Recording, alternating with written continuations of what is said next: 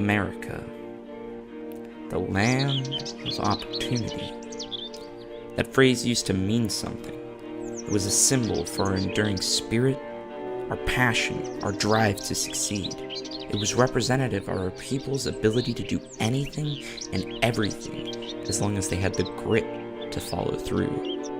Now, 243 years after our inception, it seems all we have now is the opportunity to wallow in debt. $22 trillion of it.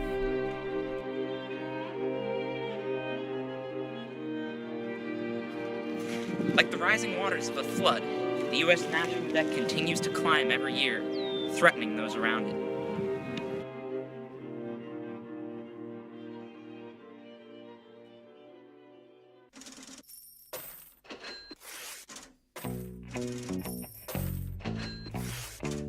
You and your family and all of your fellow Americans are now more than $21 trillion in debt. We have more debt than ever before. Individuals, corporations, the government is loaded up with debt. And as interest rates go up, that debt is unserviceable. We go back just 3 years ago, 2015, the deficit that year was $439 billion. Look at that. This is almost double what it was then, and it's going to continue to rise. At the very time when our economy is growing, our debt is growing even faster. The Director of National Intelligence, Dan Coates, has said that Washington's lack of fiscal discipline undermines national security. We're going to put a number up on your screen that represents the gigantic problem that before, during, and after the government shutdown will still be unsolved. This is our national debt clock. Debt, debt, debt, debt, debt, debt.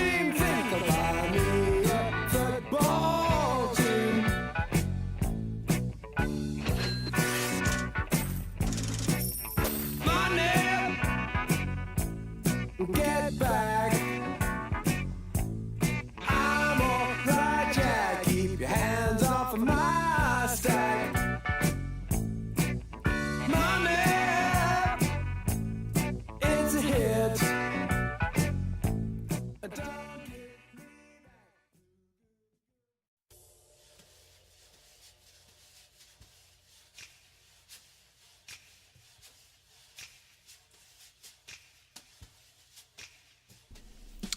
$22 trillion is a very, very large sum of money. For comparison, Jeff Bezos, the richest man in the world, has an approximate net worth of $151 billion. His entire net worth encompasses only 0.6% of our national debt. The combined net worth of the 25 richest people in the world wouldn't even come close to equaling the $22 trillion total currently facing the federal government. But where does that $22 trillion come from? And more importantly, who do we owe it to?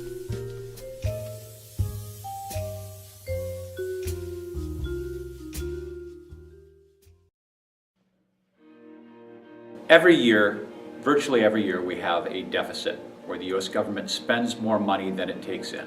The government spending exceeds tax and other revenue. That would be the equivalent to if in a given year you overspent what you earned. The debt is the accumulated effect of all of the deficits. So this is all of the years that the countries put things on a credit card or something and has built up debt over the years. The U.S. government's deficit continues to rise year from year, contributing to the precipitous increase in our national debt. The question remains as to where we spend all this money. The last time the U.S. government had a surplus in a given year was under Clinton over 2 decades ago. So what does the government do with the more than $3 trillion it earns every year? Well, in 2016, the top 3 spending areas for the U.S. government were healthcare, Social Security, and defense, each with about $1 trillion worth of spending each. Those 3 categories alone use up the majority of our revenue, but this doesn't account for transportation, veteran benefits, international affairs, education, or government official training. It's easy to see how such expenses can rack up. In fact, 60% of all government spending is mandatory expenses like these. So if the government is spending far more than they make, how do they cover their expenses? Well, like in an individual debt, the government has to borrow money. But who from?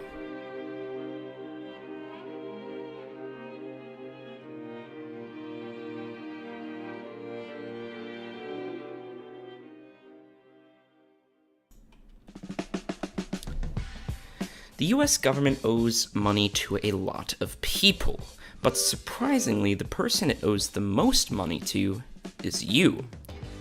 The national debt breaks down into two main categories: intergovernmental debt and public debt.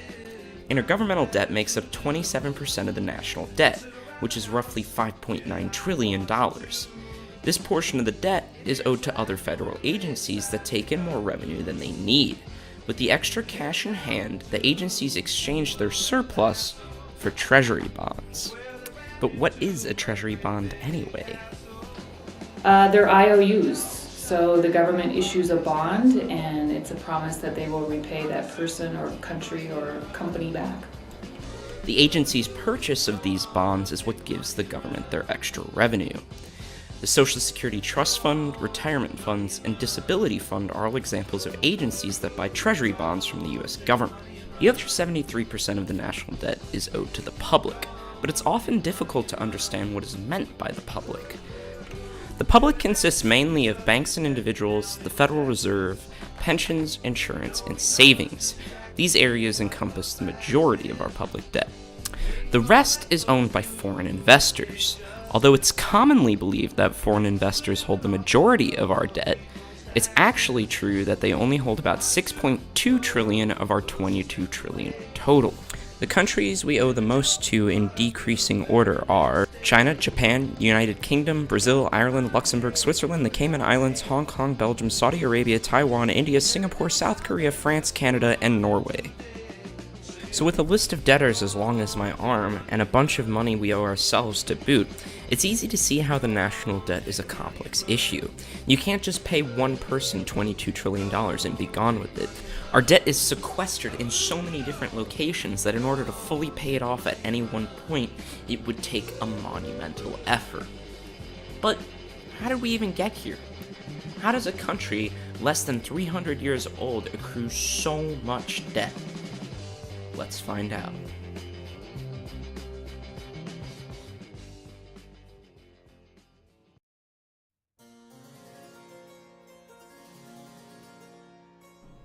In order to understand the national debt, we have to go back, way back, to the late 1700s. Our nation was accumulating debt before it was even a nation, borrowing money from France and the Netherlands in order to pay for the Revolutionary War. So at this point, the US is about $79 million in debt, equivalent to $2 billion in today's world. Because of this newfound fiscal burden, they feel the need to create the National Bank. So the National Bank was created, was proposed by Alexander Hamilton, created in 1791, essentially with the founding of the country. Has changed and evolved over time, through the Jackson years especially, and has been very controversial at times as well with proponents and opponents of the bank.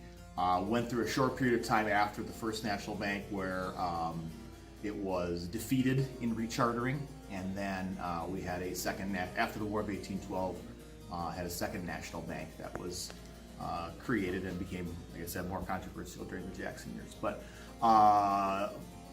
as a fiscal agent, first of all, as a repository for federal funds, and then kind of as a fiscal agent of the U.S. government.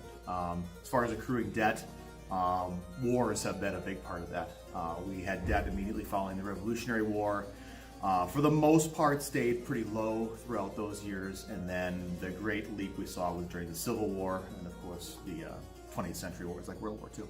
He's not kidding. Wars are expensive, like crazy expensive.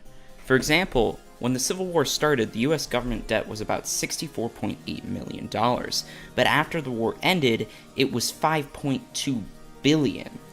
A lot of this has to do with the fact that the government is reluctant to raise taxes during wartime in order to prevent morale from dropping. During the early 19th century, the US had acquired a significant sum of debt due to both the Revolutionary War and the War of 1812. But one man hated debt. and he hated it a lot. That man was Andrew Jackson. Luckily enough, Jackson had acquired a large quantity of federal land out west that he subsequently sold on the spirit of manifest destiny. In fact, Jackson sold so much federal land during this time that he completely erased the national debt. This would be the only time in our history where the national debt was a big, fat zero. Unfortunately, the Civil War would ensure that the national debt climbed precipitously in the late 19th century, and as we entered the 20th century, we faced one of our greatest fiscal challenges of all time, the Great Depression. There, Franklin Delano Roosevelt revolutionized the way we looked at federal spending. Well, the New Deal was this great leap that had never been seen before in federal spending. We've seen increased spending since with the Great Society, but up until that point, the federal government was a very small part of people's lives. It was something that if you lived in the middle of Kansas, you didn't really know what the federal government did. It was mostly your local government and your state government, and you knew about the military, and you knew about this place called Washington, and you had senators that you might meet once in a while, but the federal government, as far as programs in your life, was very, very limited. And so now you began to see the federal government being much more involved through government programs to get the United States out of the Great Depression, that it had never been involved in daily life or putting people back to work.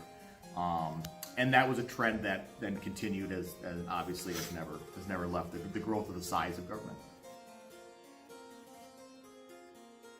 The Great Depression, followed by World War II, followed by the oil crisis and other economic challenges in the 20th century, led to a precipitous rise in federal spending. The Great Depression set a precedent for using federal resources to stimulate the economy, and because of this, the national debt continued to rise throughout this period of time. Nowadays, it seems federal spending is a given. The 2008 recession demonstrated the government's intimate role in maintaining the nation's economy, and this relationship is the primary cause of our monumental national debt. So now that we know where it came from, how do we solve it?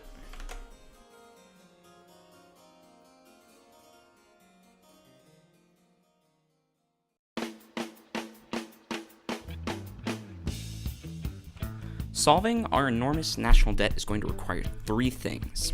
The first of which is to revolutionize the way we spend and think smarter about where we allocate our money as a nation. The US has a multitude of extraneous costs that leach money without helping anyone. The first of these is Medicare. Although our Medicare is currently largely privately owned, if we were to switch to a nationalized Medicare like something the UK or other European nations have, we would actually save money while making it easier for people to get the care they need. Over 10 years, the US spends $35 trillion on the current Medicare system. However, the projected cost for Medicare for All would only be about $32 trillion over 10 years, saving $3 trillion for the US while providing a better and more reliable healthcare system. The next area where the US sees a lot of unneeded costs is the military. Military spending is one of the largest areas where we allocate funds in the US, and it's largely justified through the military-industrial complex that claims to produce economic stimulus. But in reality, military costs are just sapping money from the US public. Military spending encompasses 54% of what we call discretionary spending. Discretionary spending is money that doesn't necessarily need to be spent, as opposed to mandatory expenses. Although a portion of military spending is mandatory expenses, things like pensions and salaries, it's important to recognize there is a lot of money put into military that is unneeded. In fact, over $594 billion were allocated to the military in 2015 that didn't even need to go there. It wasn't part of the mandatory expenses. It's about time that there was some bold leadership here and that this institution made some hard choices. And this is what the choice is about. We're spending $270 billion a year on the military, but we don't have a major enemy. I know it hurts your feelings. I know you're upset about it. I know you're hoping and praying that maybe we'll have another war. Maybe somebody will rise up. But it ain't happening. As Mr. Sanders has so eloquently put, we don't have a major adversary, so why are we spending over $500 billion on unnecessary military costs? This type of spending is not smart. We need to reform the way we look at our budget and allocate the funds to more useful areas. We can lower the number of troops overseas. We can eliminate unnecessary weapons production and pull soldiers out of Iraq and Afghanistan if possible. We don't need to start wars, we need to end them. Speaking of more useful areas, let's talk about Social Security. Though Social Security is a good way to ensure the future of many American citizens, other people don't need it so much. People with $1 million in retirement fund don't need extra help from the federal government. By creating a maximum income, we can save money by ensuring the people who receive Social Security are the people who actually need it.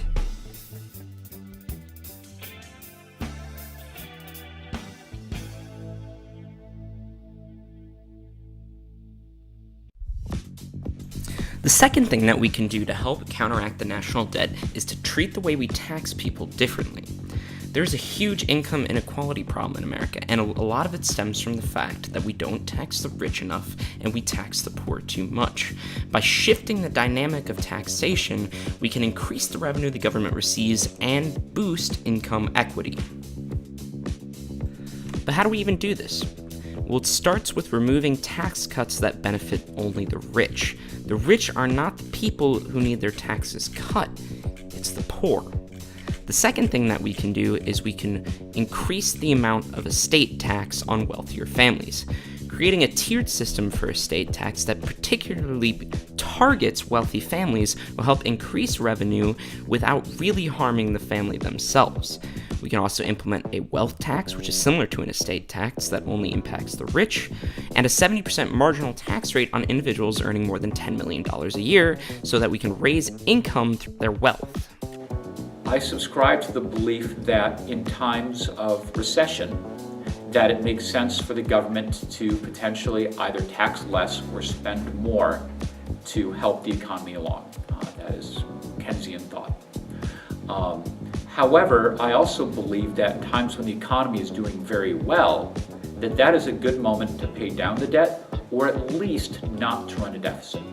The most pressing issue regarding taxation is that during times of economic growth, like now for instance, we aren't taxing the wealthy in order to recoup our losses during a recession. We should be increasing taxes rather than cutting them under the guise of stimulating the economy. The economy doesn't need stimulation, it's growing. This is the time to gain money, gain revenue for the government in order to pay off this monumental figure. To reducing all those corporate taxes has not proven in the past, to my knowledge, has not proven to have the desired outcomes that everybody says it will, which is higher wages for folks. That doesn't happen. In the business of killing two birds with one stone, another place where the government could earn revenue while also helping the public would be in the realm of polluters. Taxing polluters, having a CO2 tax or other greenhouse gas tax is a great way of not only earning revenue for the government, but also discouraging activities that harm the environment. First of all, I would do a carbon tax. I think that we should have a cap and trade program which would both help the environment as well as generate a tremendous amount of revenue. We already do cap and trade in a number of, it's like nitrous oxide, I'd have to double check that, or sulfur oxide, several air pollutants. We already do cap and trade, and it has been very successful. It's already being done in Europe. So that would be kind of a double benefit, get money and help the environment. Cap and trade describes a system where we put a cap on the amount of emissions that polluters can emit. Then, anyone who goes over that limit has to trade for credits with people who are under the limit. This not only generates revenue, but evens out the amount of emissions in the country and encourages lower ones so that you can sell credits. By equating revenue with environmental responsibility, the US can easily generate a large quantity of revenue and help the environment, helping solve both the national debt and climate change, perhaps the two most pressing issues in America right now.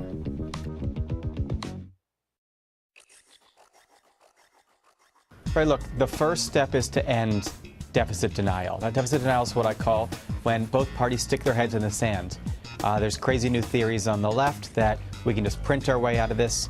Crazy theories on the right that if we cut taxes, somehow that will raise more revenue. The first step is to get people to recognize it's a problem. The second step is to start to look at solutions. And we can start with the easier stuff, like let's control healthcare cost growth. That means savings for the federal government, but also savings for individuals. Let's fix the tax code, make some improvements to the tax reform bill so there's not so many loopholes. We can start with the easy stuff, but we need to start somewhere, and we need to start fast. It's not a bottomless bucket of money, right? We have to get our financial house in order, and The truth of the matter is the national debt is not an issue without a solution. We have all the information, all the means, and certainly the revenue to fix the issue. Sure, it'll take time and dedication, but it can be done. The greatest impediment to its resolution, and the most difficult issue of all to solve, is the nation's mentality. For too long, we've ignored the deficit, treating it as a necessary evil, but we can no longer deny the reality of the issue. It is a part of America, ingrained into the very fabric of our economy, and to remedy it, we need a drastic shift in the way we think about the government's role in the economy. Everybody wants a simple fix. They want to keep high salaries, not make sacrifices. They want to pay off treasury bonds with treasury bonds, but it's simply propagating the cycle. To truly fix the national debt, we need to completely restructure the way the federal government treats its budget. But while Washington twiddles its thumbs and turns a blind eye, people are already suffering the consequences of the nation's irresponsibility.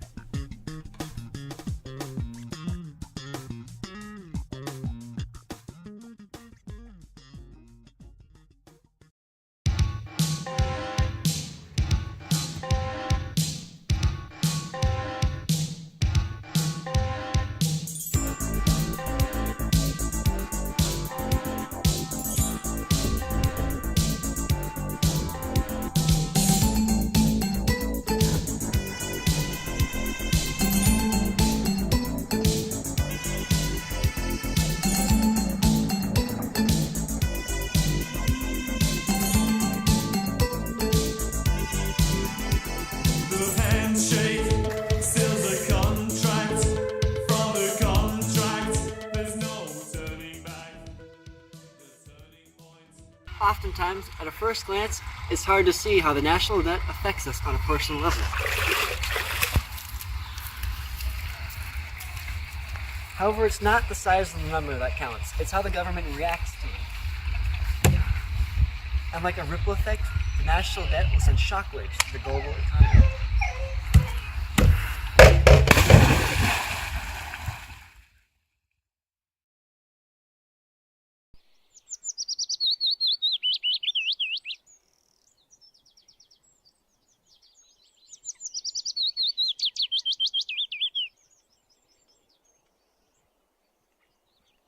The agricultural sector of the United States receives over $20 billion annually in government subsidies.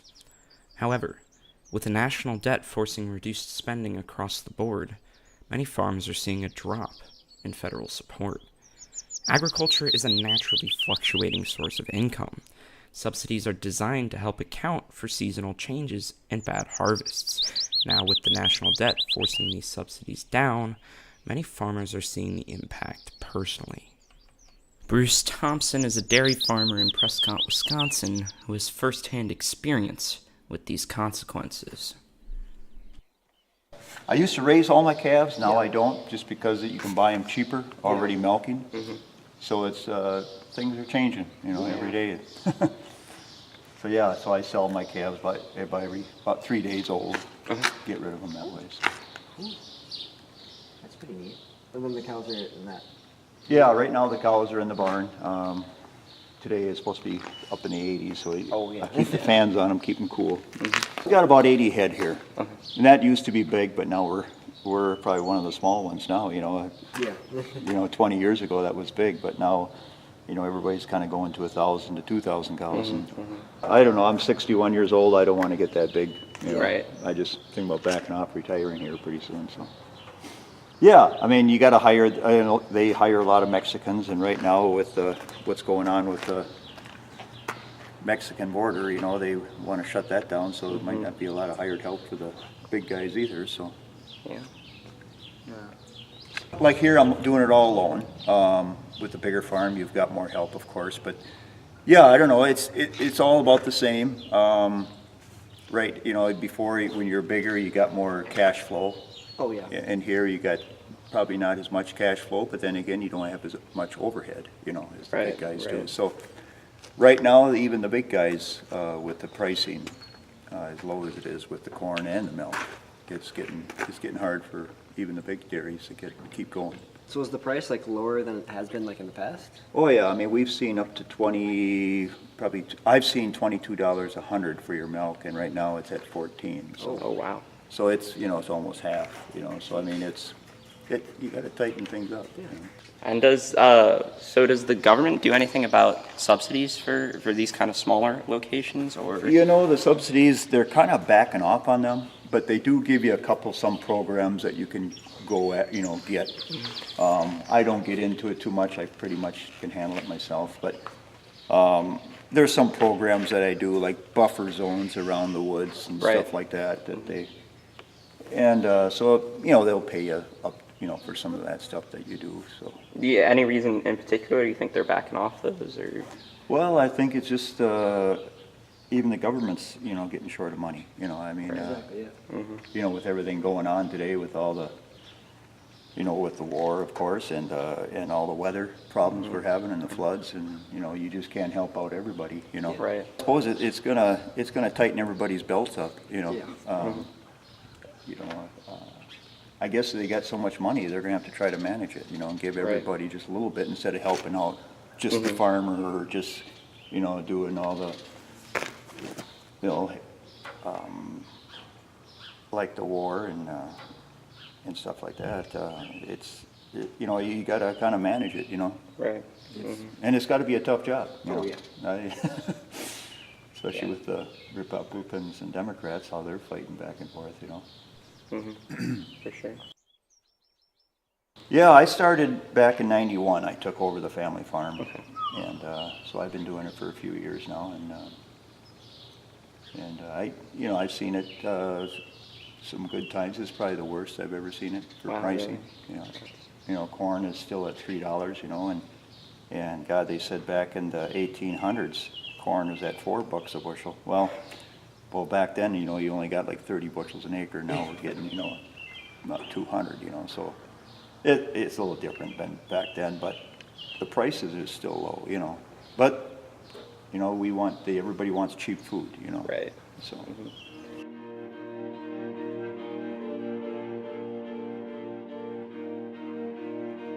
It's not an issue that people, you know, you don't see people flocking to the streets over the national debt. And it's a concern of folks. It's not a particularly igniting issue, though, where you're going to flock, you know, civil society doesn't go crazy because of it. And it's not a sexy issue. It's not one that, you know, people lie awake at night, unless you're an economist, then you might. So that's a really, really good question.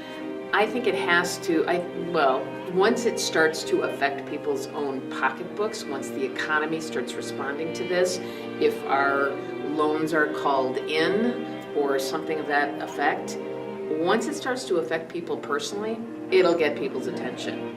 And, you know, it's kind of like climate change.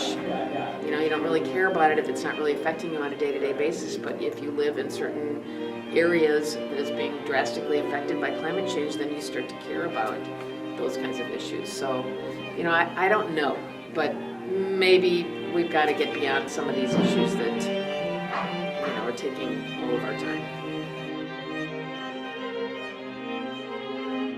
The national debt can no longer be ignored.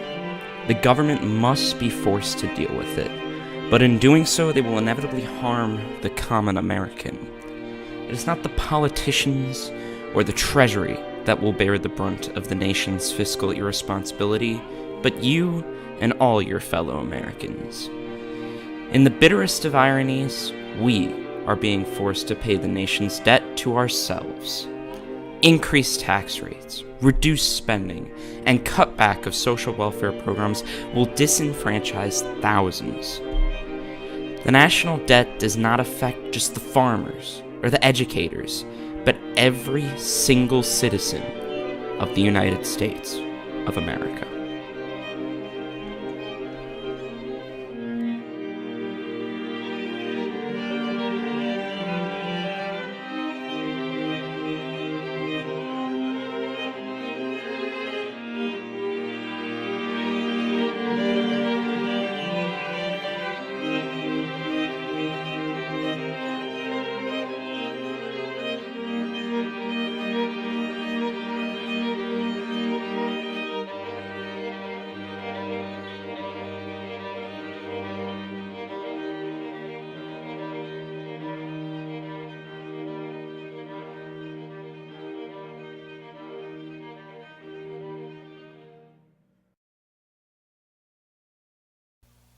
Well, we know